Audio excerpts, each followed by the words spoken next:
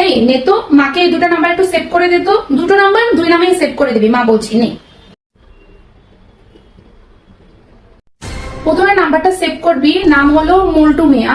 আলু, সবজি, পটল খুব ভালো দেয়, ব্যবহার ভালো আছে, এই নামে সেভ করবি। কি এত কিছু কে লেখে? শুধু মল্টু মিয়া লিখে দি। আমি যেটা বলছি সেটা সেভ কর, তোকে যা বলছি সেটাই লেখ, তাহলে আমার মনে থাকবে কি করে কি কি ভালো দেয়, ব্যবহার কিরকম, পুরোটাই লিখতে হবে, পুরোটাই লেখ। ঠিক আছে, হয়ে গেছে।